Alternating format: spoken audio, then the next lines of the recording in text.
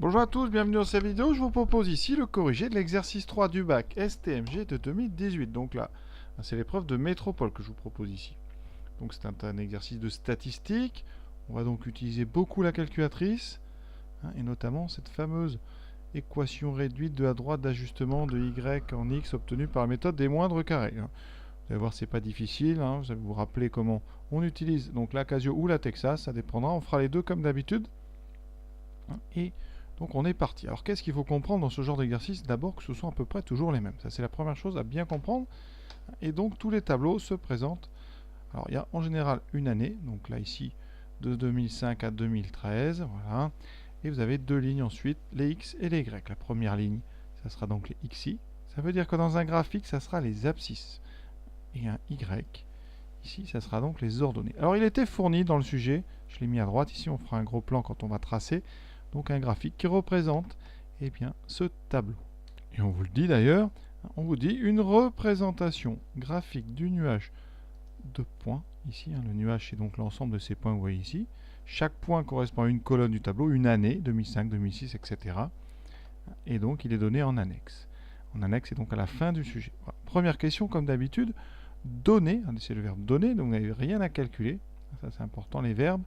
Donner l'équation réduite de la droite d'ajustement, donc tout ce que j'ai dit tout à l'heure. On va prendre la calculatrice. C'est elle qui va tout faire. Et avant de l'allumer, on regarde la question suivante, et dans la question suivante, on vous dit qu'on va ajuster le nuage par la droite d'équation, moins 2,6x plus 146. Alors, pourquoi on vous donne ça? Pour une raison, c'est que certains d'entre vous vont certainement se tromper, et donc, ils auront pour la réponse de la question 1 quelque chose de faux, et donc tout le reste ne va pas avoir beaucoup de sens. Donc, pour ceux qui se sont trompés, par malchance, eh bien, on donne le résultat. Par contre, vous pouvez remarquer, ce résultat, il est arrondi à 10 moins 1. Alors qu'on vous demande, et ça c'est vraiment très très important de respecter ça, on vous demande des coefficients arrondis au centième. Donc un peu plus précis que ça. Donc qu'est-ce qu'on peut déduire si on est un petit peu rusé?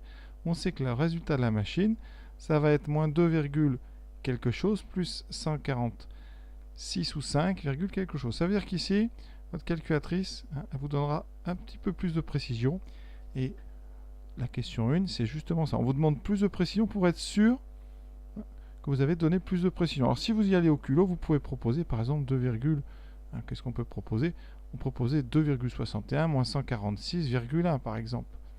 Si le correcteur voit ça, il peut penser que vous êtes peut-être trompé, c'est un risque à prendre. Mais là, donc oui, j'ai dit à deux chiffres après virgule, vous pouvez donc tenter par exemple 146,13. Voilà, je mets un chiffre au hasard.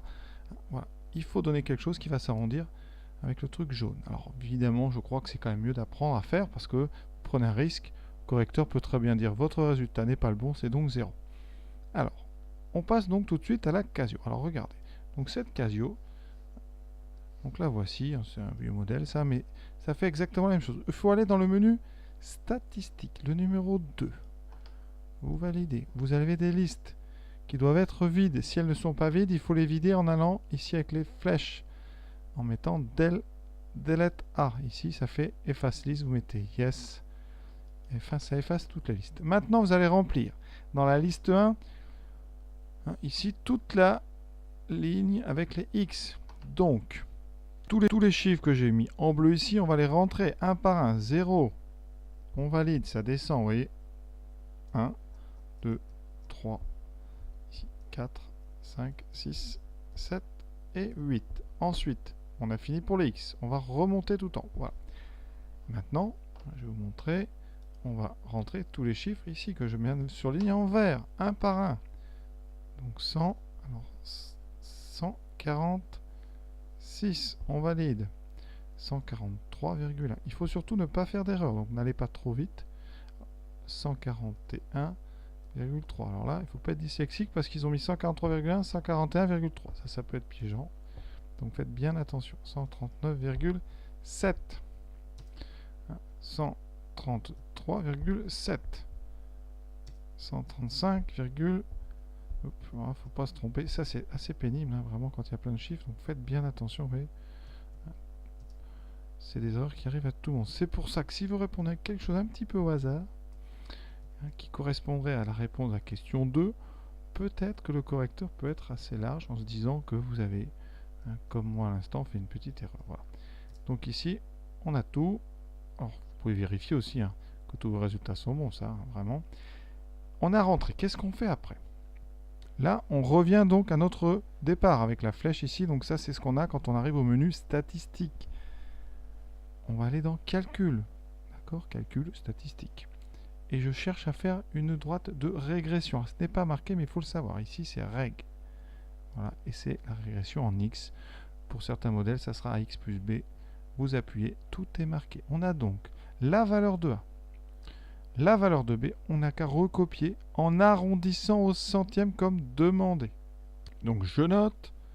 Alors, vous n'êtes même pas obligé de rédiger puisque vous dit donner. Vous pouvez mettre la calculatrice si vous préférez. La calculatrice donne point. Donc y égale quoi? Alors on arrondit à donc au centième, à deux chiffres. Donc moins 2,57 puisque c'est 2,773. X, ça c'est A, plus B, donc plus 145,96. Voilà. Bon, qu'est-ce que j'avais dit au hasard tout à l'heure? Moins 2,61 plus 146. J'étais pas si loin que ça, évidemment. J'avais répondu au hasard. Mais vous voyez que même au hasard, hein, ça peut passer. Hein. Je ne dis pas qu'il faut le faire, mais vous pouvez toujours tenter pour ceux qui sont désespérés. Alors ça, c'est donc ce que donne la Casio. Maintenant, tout de suite, on va prendre donc la Texas. Alors, elle fonctionne aussi toute pareille. Il faut aller dans le menu statistique. Vous voyez, il y a une touche par contre. Vous appuyez sur Stat. Ici, il faut donc éditer des listes. Donc, on va rentrer. Et on va rentrer des listes exactement de la même façon en rentrant ici donc tous les x dans la première colonne. Donc, je rentre x égale 0, on valide, et etc. Donc, 1, 2, 3, 4, 5, 6, 7 et 8. C'est toujours un peu laborieux aussi. On va donc dans la deuxième colonne. On va juste à droite, ça remonte comme pour les Casio. On écrit 146, on valide. Voilà, ça prend une petite minute. On fait bien attention, comme tout à l'heure, à ne pas inverser des chiffres en voulant aller trop vite. Voilà, vraiment ne confondez pas vitesse et précipitation à ce moment-là, parce que ça serait des points perdus bêtement. 28.1.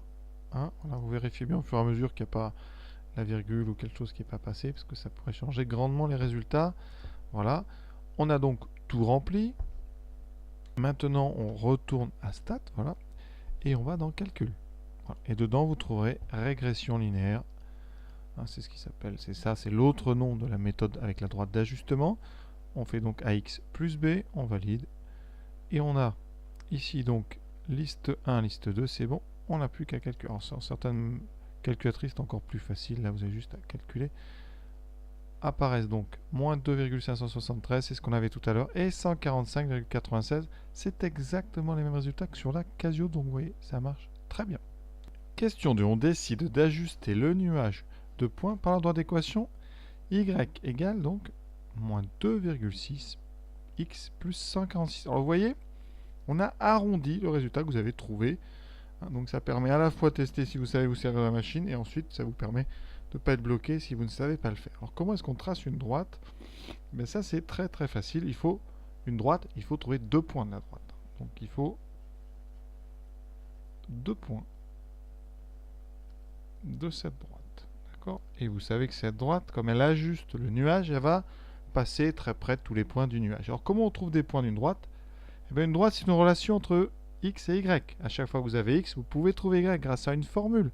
C'est-à-dire que pour avoir x, y quand on a x, qu'est-ce qu'on fait? On fait x multiplié par moins 2,6, ça donne moins 0, ça donne moins 2,6x, et ensuite on fait plus 146, et on a y, donc c'est ce qu'on va faire, mais vous devez choisir des valeurs qui sont dans le cadre.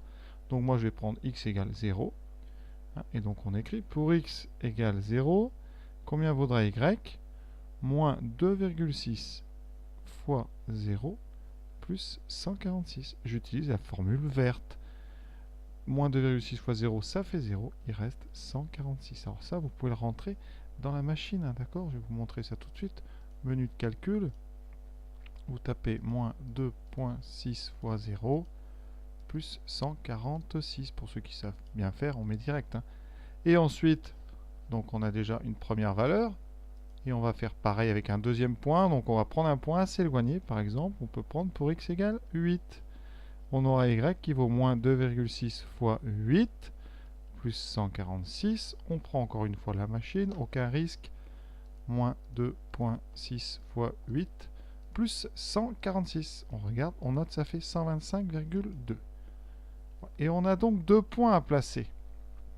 Pour x égale 0, donc x égale 0, c'est ici. On a y qui vaut 146, c'est-à-dire, alors là, on a 140, 142, 144, 146. C'est un point qui est dans le nuage, hein, vraiment. Donc là, il se trouve que la droite et le nuage ont déjà un point commun. Ce n'est pas toujours le cas.